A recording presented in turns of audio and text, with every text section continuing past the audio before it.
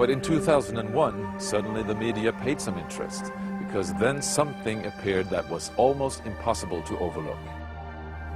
Right behind me is Britain's largest radio telescope, the Chilbolton Observatory. And here it was that the greatest sensation in the crop circle history was to appear in the fields right in front of the telescope. On the morning of 14th of August 2001, a formation was discovered which was different from any other previously seen. From the ground it looked like a tangled mess, wisps of crop spread around in no system. However, in the evening, with growing shadows, a picture appeared, unmistakably that of a face. That picture represented a whole new technique, a screen technique, the same that's used for printing a picture on paper. 3 days later, the face was joined by something that looked like a data strip. Rows of counters made out of standing and flattened crop. But soon an astonishing similarity is discovered.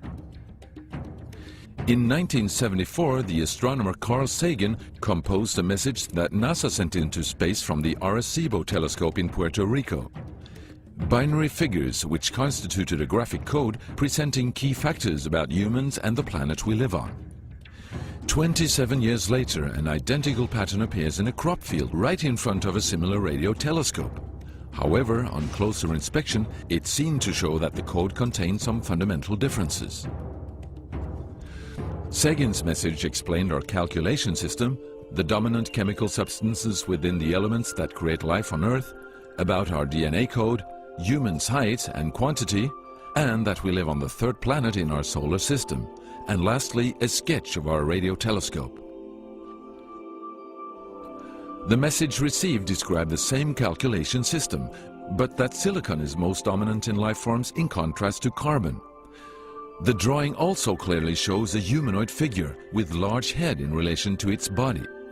It's also explained that they have an extra string in their DNA, are approximately 4 feet tall, inhabit the third, fourth and fifth planets in their solar system, and have a population of around 21.3 billion. Underneath, the telescope has been replaced by something more complex. 1 year earlier, a strange crop circle had appeared in the same place. Is this the same illustration as in the sender's code? Is this the correspondent's radio telescope?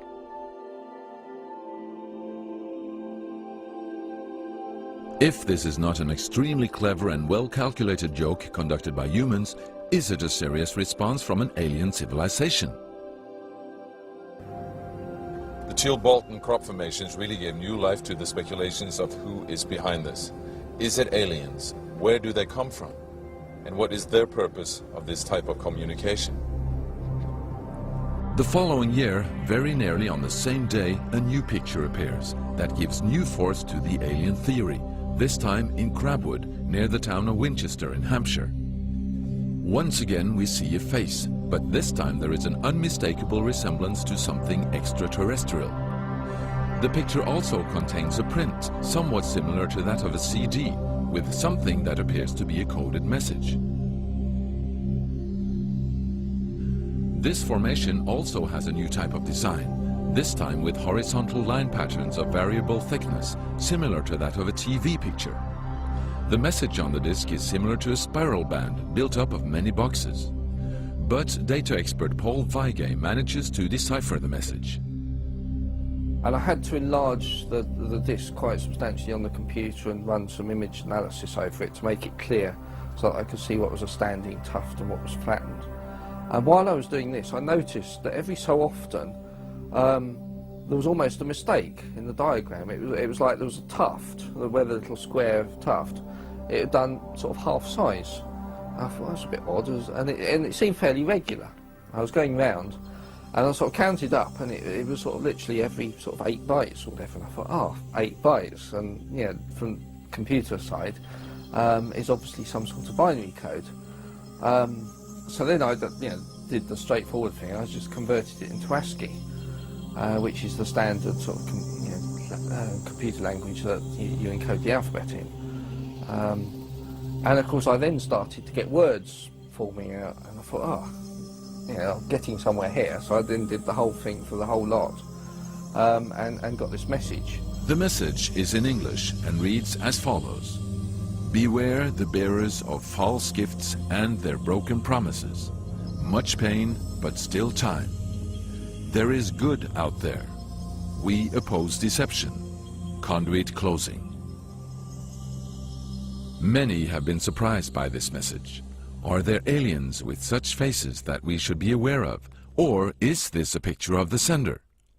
Does this indicate the start of actual close contact with neighbors in the universe?